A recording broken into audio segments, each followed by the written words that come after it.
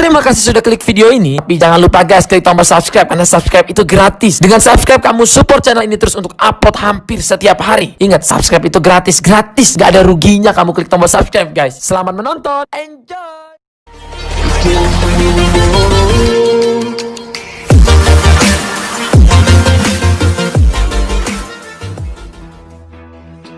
Assalamualaikum warahmatullahi wabarakatuh. Perkenalkan, nama saya Lukman Hakim, dan pada kali ini kami akan menjelaskan tentang minat, yang dimana saya memikirkan tentang diskusi kita. Silakan bagi kalian yang ingin menghadiri waktu tempat, saya persilahkan. Assalamualaikum warahmatullahi wabarakatuh. Perkenalkan, nama saya Farah Amani. Assalamualaikum warahmatullahi wabarakatuh. Perkenalkan, nama saya Beatrice Fatimah Az-Zahra dari kelompok 5. Assalamualaikum warahmatullahi wabarakatuh. Perkenalkan, nama saya Asia Tuhani dari kelompok 5.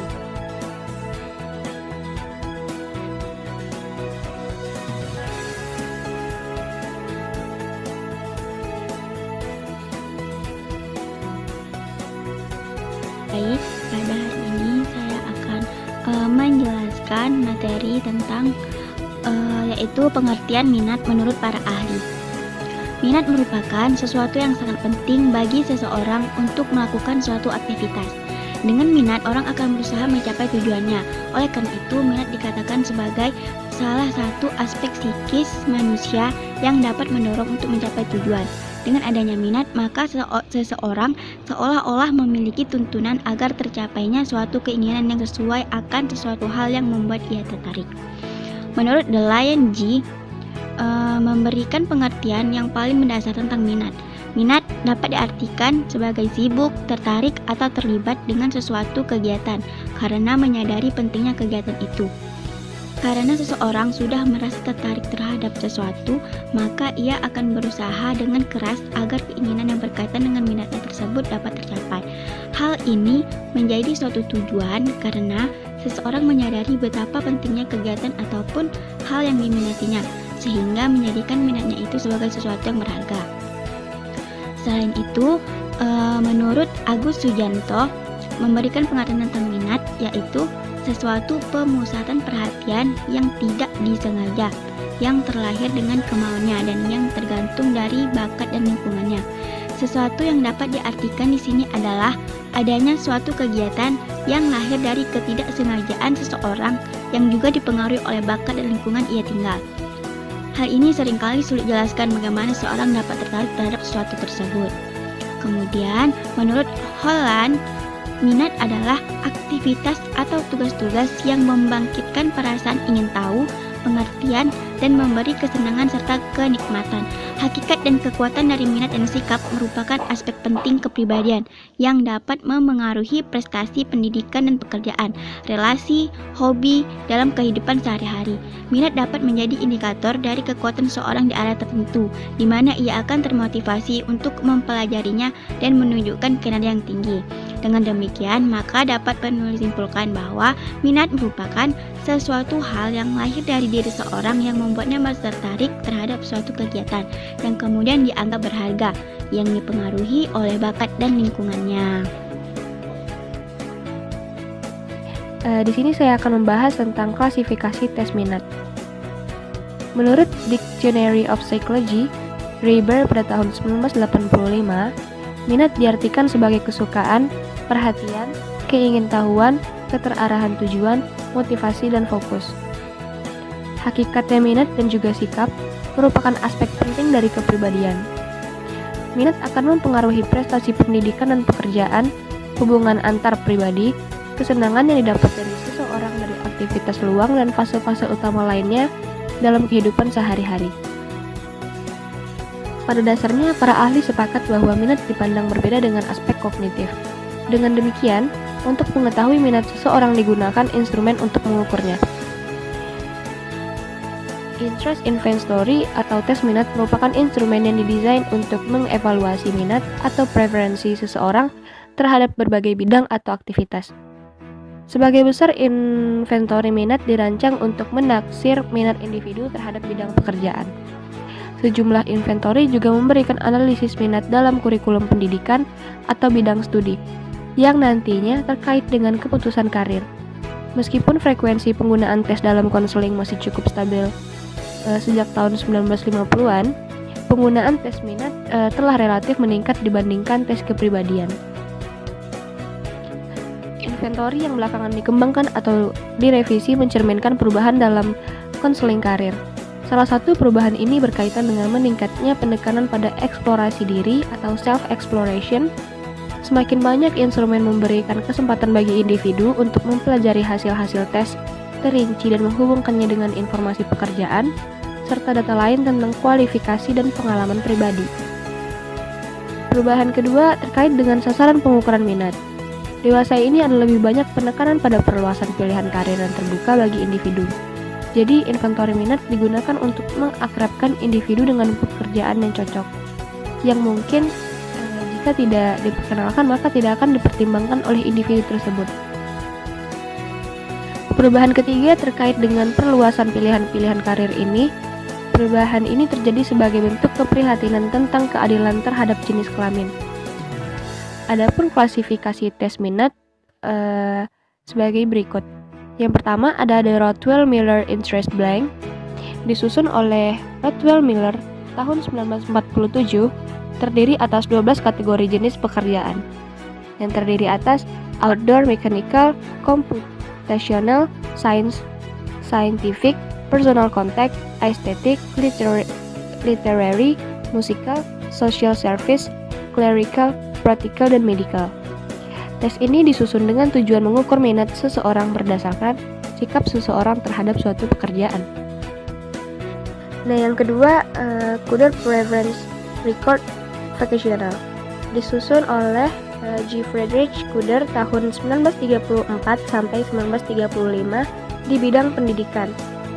Merupakan tes ipsatif, yaitu membandingkan kekuatan relatif minat dalam diri individu.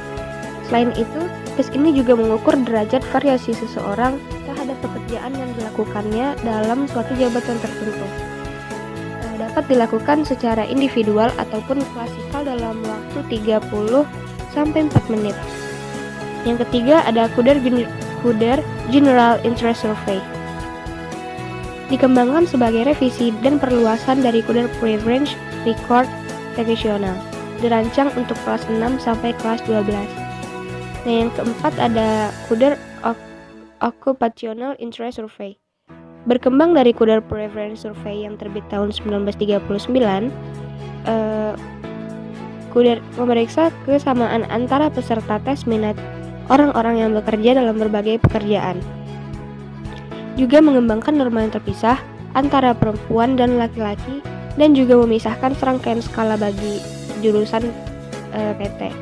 Ada 10 bidang minat pekerjaan dari luar ruangan, mekanis, pekerjaan ilmiah, persuasif, artistik, sastra, musik, kerja sosial, dan administrasi. Yang kelima ada Strong Vocational Interest Blank.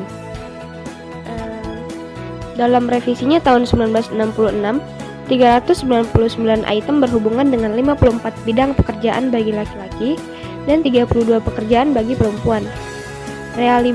Reliabilitas dan validitas tes ini sangat baik. Pada akhir tahun 1960-an, terjadi protes terhadap tes ini, yaitu adanya kritik pada bias gender pada skala dan kurangnya teori yang mendasari tes tersebut. Yang keenam ada Strong Campbell Interest Inventory. Merupakan tes versi baru yang diterbitkan oleh D.V. Campbell tahun 1974. Campbell menyediakan dasar teoritis bagi tes baru yang tidak dimiliki oleh SVIB. ACII dibagi menjadi 7 bagian, memiliki 325 item yang dijawab dengan setuju, tidak setuju, dan ragu-ragu. Selanjutnya ada Career Assessment Inventory. Dikembangkan oleh Charles B. Johnson, pertama kali keluar pada tahun 1975, didesain untuk orang-orang yang tidak berorientasi pada karir yang membutuhkan akademi atau pelatihan profesional. CII berfokus pada pekerjaan yang melibatkan keterampilan, pekerjaan teknis, dan pekerjaan jiwa. Ditulis untuk tingkat pembaca kelas 6 dan bisa juga digunakan oleh orang dewasa yang memiliki keterampilan membaca yang buruk. 3 tipe skala utama, 6 skala utama umum Holland, 22 skala bidang minat dasar homogen, dan 91 skala pekerjaan. Baiklah, hanya itu saja yang dapat saya sampaikan. Lebih dan kurangnya saya mohon maaf. Selanjutnya akan dijelaskan oleh Di sini saya akan membaca tentang simulasi tes minat. Yang pertama, pengertian tes minat. Crow and Crow mengatakan bahwa minat berhubungan dengan daya gerak yang mendorong seseorang untuk menghadapi atau berurusan dengan orang, benda, kegiatan, pengalaman yang dirangsang oleh kegiatan itu sendiri. Minat sangat erat hubungannya dengan kebutuhan. Misalnya, seseorang anak laki-laki yang sedang berkembang yang membutuhkan pertumbuhan fisik dan menaruh minat terhadap aktivitas-aktivitas fisik seperti sepak bola, basket, dan aktivitas-aktivitas lainnya yang dapat mempercepat pertumbuhan fisiknya. Sedangkan pengertian tes sendiri adalah suatu cara untuk mengadakan penilaian yang berbentuk suatu tugas atau serangkaian tugas yang harus dikerjakan oleh anak atau sekelompok anak, sehingga menghasilkan suatu nilai tentang tingkah laku dan prestasi anak tersebut yang dapat dibandingkan dengan nilai yang dicapai oleh anak-anak lain atau dengan nilai standar yang ditetapkan. Selanjutnya, secara umum, inventory minat membandingkan minat yang diungkapkan seseorang individu dengan minat orang-orang pada umumnya dalam pekerjaan yang berbeda. Jika ada kesenjangan yang besar dan proporsi pria dan wanita pada sejumlah pekerjaan, misalnya seperti teknik atau keperawatan, perbedaan ini akan mempengaruhi interpretasi hasil-hasil yang didapatkan oleh pria dan wanita pada inventory minat. Oleh karena itu, berbagai penelitian dilakukan untuk mengurangi bias gender ini. Salah satunya adalah penghapusan bias jenis kelamin dalam perumusan butir-butir soal inventory. Cara lainnya adalah menyimbangkan isi soal secara rata dalam sosialisasi jenis kelamin dan menyediakan norma-norma paling pas untuk tiap kelompok jenis kelamin pada skala-skala inventory. Yang kedua, pentingnya tes minat. Ada beberapa alasan mengapa seseorang, lebih tepatnya guru, perlu mengadakan pengukuran terhadap minat anak-anak. Antara lain adalah sebagai berikut. Yang pertama, untuk meningkatkan minat anak-anak, setiap guru mempunyai kewajiban untuk meningkatkan minat anak-anak. Minat merupakan komponen yang penting dalam kehidupan pada umumnya dan dalam pendidikan dan pengajaran pada khususnya. Guru yang mengabaikan hal ini akan berhasil di dalam pekerjaan mengajarnya. Yang kedua, memelihara minat yang baru muncul. Apabila anak-anak menunjukkan minat yang kecil, maka merupakan tugas bagi guru untuk memelihara minat tersebut. Anak yang baru masuk ke suatu sekolah mungkin belum begitu banyak menaruh minat terhadap aktivitas-aktivitas tertentu. Dalam hal ini, guru wajib memperkenalkan kepada anak aktivitas-aktivitas tersebut. Apabila anak telah menunjukkan minatnya, maka guru wajib memelihara minat anak yang baru tumbuh tersebut. Ketiga, mencegah timbulnya minat terhadap hal-hal yang tidak baik. Oleh karena itu, sekolah adalah suatu lembaga yang menyiapkan anak-anak untuk hidup di dalam masyarakat. Maka sekolah harus mengembangkan aspek-aspek ideal agar anak-anak menjadi anggota masyarakat yang baik. Dalam keadaan tertentu, anak-anak sering menaruh minat terhadap hal-hal yang baik yang terdapat di luar sekolah di dalam masyarakat yang jauh dari ideal. Dalam keadaan yang demikian, sekolah melalui guru-guru hendaknya memberantas minat anak-anak yang tertuju pada hal-hal yang tidak baik dan dengan metode yang positif mengalihkan minat anak-anak tersebut kepada hal-hal yang baik. Yang keempat, sebagai persiapan untuk memberikan bimbingan kepada anak tentang lanjutan studi atau pekerjaan yang cocok baginya. Walaupun minat bukan merupakan indikasi yang pasti tentang sukses, setidaknya anak dalam pendidikan yang akan datang atau dalam jabatan, namun minat merupakan pertimbangan yang cukup berarti kalau dihubungkan dengan data-data yang lain. Yang ketiga, ruang lingkup tes minat. Pada umumnya, hasil tes minat digunakan dalam 5 bidang terapan, yaitu konseling karir bagi siswa sekolah lanjutan, konseling pekerjaan bagi karyawan, penjurusan siswa sekolah lanjutan atau mahasiswa, dan perencanaan bacaan dalam pendidikan dan latihan. Perlu dicatat bahwa berdasarkan pengamatan jarang ditemui suatu hasil tes minat digunakan secara eksklusif dengan mengabaikan hasil pengukuran tersebut terhadap aspek kognitif dan aspek non-kognitif yang lain, yakni tes inteligensi, tes bakat, ataupun tes kepribadian berturut-turut. Yang kelima, bidang penerapan itu dibahas secara ringkas, yaitu 1. Konseling pekerjaan. Hasil tes minat digunakan dalam konseling pekerjaan untuk karyawan-karyawan yang telah bekerja dalam perusahaan atau bidang pekerjaan yang lain. Dalam hal ini, fungsi tes minat adalah untuk mengecek konsistensi antara tugas pekerjaan yang telah terlanjur dijalani dengan pilihan pekerjaan yang disukai. Persoalan yang kerap kali muncul adalah ketidakcocokan antara keduanya. Seorang karyawan yang telah bekerja merasa tidak menyukai pekerjaan yang diberikan padanya. Tentu saja hal ini akan berakibat buruk pada karir pekerja selanjutnya. Tes minat dapat segera dikenakan kepada karyawan yang mulai menunjukkan perasaan bosan dengan pekerjaannya agar tidak dapat dipindahkan ke bidang pekerjaan yang lebih cocok baginya. Selain itu, tes minat dapat digunakan dalam rangka peningkatan efisiensi perusahaan dan kepuasan kerja karyawan-karyawannya. Yang kedua, konseling karir. Hasil tes minat digunakan dalam konseling karir untuk siswa sekolah, khususnya sekolah umum SMU. Pada tahun-tahun pertama mereka menginjakkan kaki di bangku sekolah.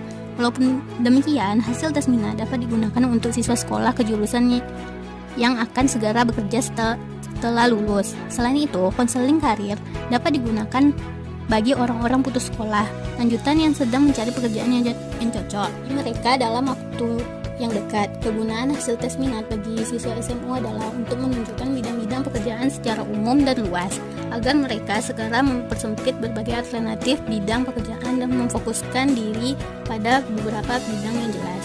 3. Perancangan bacaan pendidikan. Buku-buku bacaan di sekolah SD, SMP, SMU, dan perguruan tinggi kadang-kadang tidak disukai oleh para siswa dan mahasiswa karena dipandang tidak relevan dan tidak sesuai dengan bidang minatnya.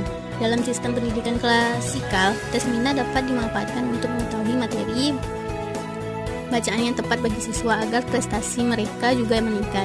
Dengan kata lain, tes minat berfungsi untuk memilih jenis-jenis bacaan yang disukai oleh mayoritas siswa.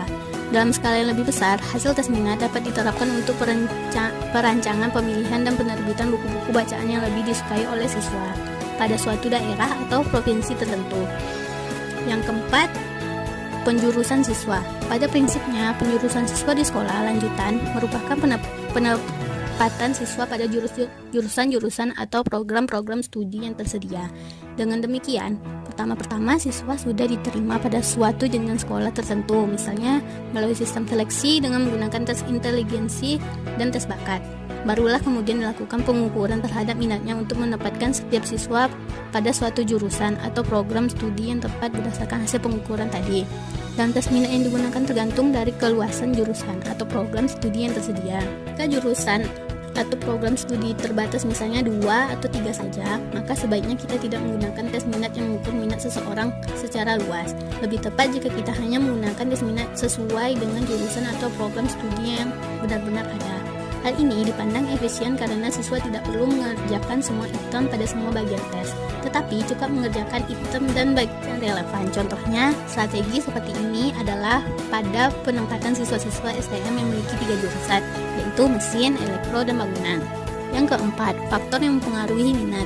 Minat yang muncul dalam psikologi siswa merupakan sebuah gejala, sehingga munculnya minat dalam psikolog. Munculnya minat tersebut dipengaruhi oleh beberapa faktor yang menjadi penyebabnya. Faktor tersebut diantaranya: 1. Faktor individu merupakan pengaruh yang muncul dalam diri siswa secara alami, misalnya diakibatkan karena kematangan, kecerdasan, latihan, motivasi, dan sifat pribadi. Setiap individu mempunyai tingkah kematangan serta kecerdasan yang berbeda, sehingga minat yang muncul juga tidak sama antara individu satu dengan yang lain. Misalnya, seseorang yang mempunyai kecerdasan di bidang mata pelajaran ekonomi, maka akan cenderung melakukan aktivitas di bidang kerja atau koperasi. Sebaliknya, seseorang yang mempunyai kecerdasan di bidang perikanan, maka akan cenderung melakukan aktivitas di sawah atau tambak. Perbedaan kecerdasan tersebut terjadi karena setiap individu satu dengan yang lain mempunyai tingkah motivasi diri yang berbeda.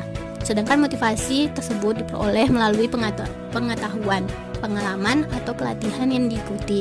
Jadi apabila siswa dilatih dan dibiasakan untuk mengenal perikanan melalui pengajaran muatan lokal budidaya perikanan di sekolah, maka secara otomatis minat belajar tersebut akan muncul dalam diri siswa, tergantung individu itu tersendiri. Yang kedua, faktor sosial merupakan pengaruh yang muncul di luar individu, misalnya diakibatkan karena kondisi keluarga, lingkungan, pendidikan, dan motivasi sosial. Minat yang dipengaruhi oleh faktor sosial misalnya ketika siswa hidup dalam masyarakat yang kesehariannya bersentuhan dengan padi, mayoritas petani padi, maka siswa cenderung ingin tahu dan mengenal kegiatan tersebut karena merasa menjadi bagian darinya.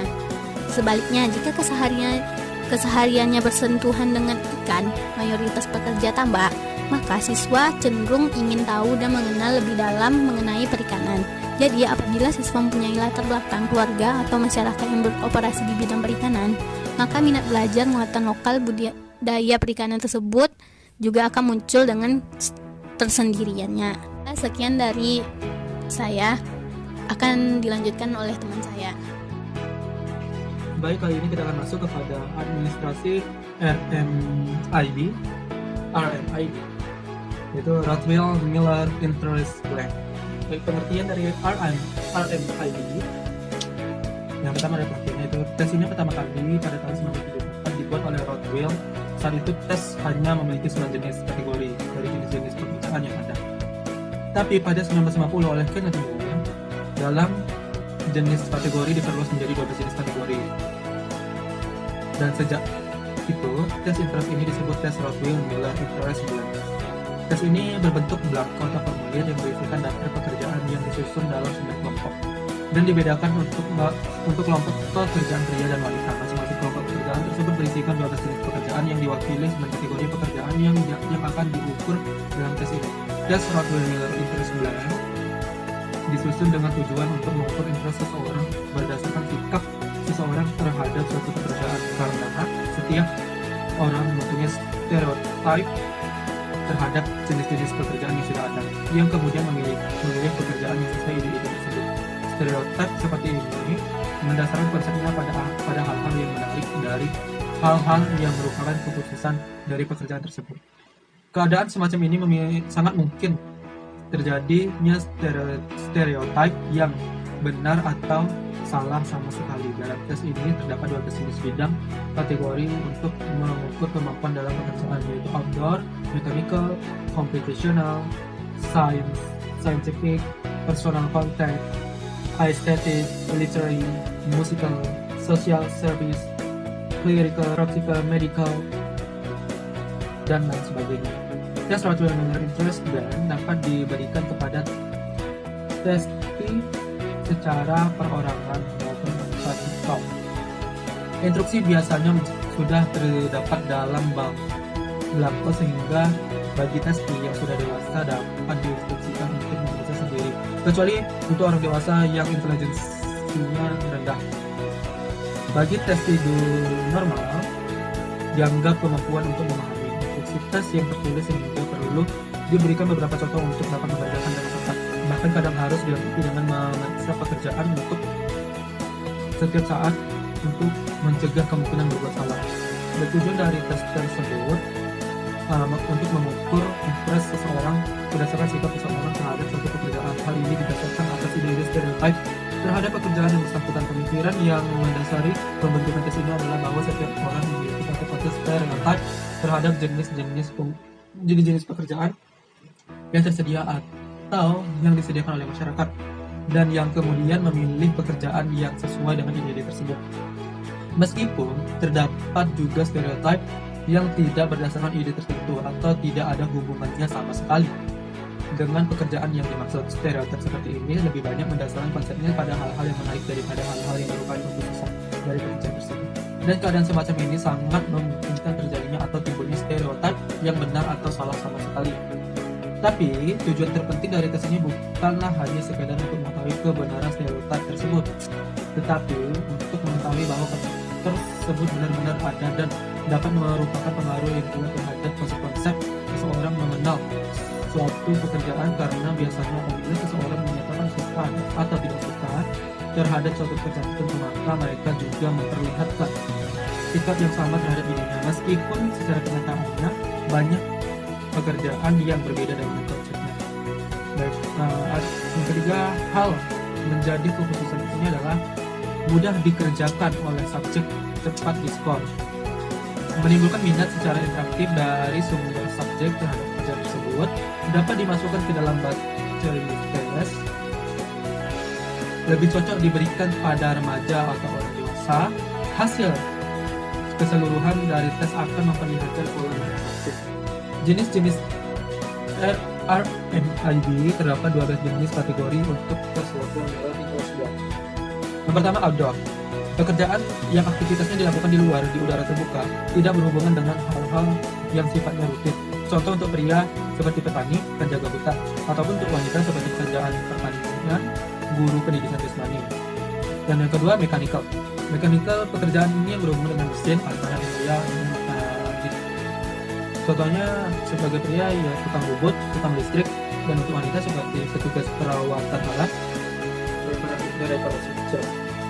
Yang ketiga ada computational, pekerjaan yang berhubungan dengan angka-angka. Contoh untuk pria seperti akuntan, ahli statistik, dan untuk wanita seperti akuntan, pegawai urusan gaji, sebagainya. Dan yang scientific, pekerjaan yang disebut sebagai keaktifan dalam hal analisa dan penyelidikan eksperimen kimia dan ilmu pengetahuan pada umumnya. Yang kelima, personal contact, ya pekerjaan yang berhubungan dengan manusia, diskusi, membujuk, bergaul. Pada dasarnya pekerjaan yang membutuhkan kontrak dengan orang lain. Dan yang keenam ada aesthetic. Aesthetic ini pekerjaan yang berhubungan dengan hal-hal yang bersifat seni, menciptakan sesuatu. Yang ketujuh adalah literary, pekerjaan yang berhubungan dengan buku-buku, kegiatan membaca, dan mengarang. Ada juga yang ke-8 musical, itu minat memainkan alat musik atau untuk mendengarkan orang lain bernyanyi atau membaca sesuatu yang berhubungan dengan musik. Yang ke-9 ada social service, yaitu minat terhadap kesejahteraan penduduk dengan keinginan untuk menolong dan membimbing atau menasihati tentang problem dan kesulitan mereka. Keinginan untuk mengerti orang lain dan itu bisa untuk kuat tentang pelayanan. Selanjutnya yang ke-10 ada clerical, minat terhadap tugas-tugas rutin yang menuntut ketepatan dan ketelitian. Yang ke-11 ada practical, yaitu minat terhadap pekerjaan yang praktis seperti karya pertukangan yang memerlukan keterampilan. Yang ke-12 ada medical, yaitu minat terhadap pengobatan, mengurangi akibat dari penyakit, penyembuhan, dan di dalam bidang medis, serta terhadap hal-hal biologis. Baik, penggunaan hasil interpretasi dari tes minat ini dapat digunakan sebagai bahan pertimbangan dalam mengarahkan atau memberikan saran pada individu. Selain itu, dapat pula dipergunakan sebagai bahan diskusi kelompok untuk mengembangkan suatu apresiasi terhadap kebutuhan akan adanya pekerjaan yang memuaskan. Di samping itu, penggunaan utama dari hasil interpretasi ini adalah untuk membantu individu menentukan minat utamanya, yang kemudian akan diikuti dengan studi yang mendalam tentang pekerjaan yang terdapat di dalam lingkup minatnya. Adapun administrasi RMIB yang menulis tuntutan adalah sebagai berikut: pertama, test interest program RMIB dapat diberikan kepada seseorang penting dari daftar pekerjaan yang tersedia dalam formulir tes. Kedua, instruktur biasanya sudah terdapat dalam formulir sehingga bagi mereka responden yang sudah dewasa dapat diinstruksikan untuk membaca sendiri kecuali untuk orang dewasa yang belum registrasi. Yang ketiga, bagi yang terakhir ini diadakan pengevaluasian disebabkan karena mereka dianggap atau dilakukan untuk memahami maksud instruksi yang tertulis, sehingga perlu diberikan beberapa contoh untuk dapat mengerjakan dengan tepat.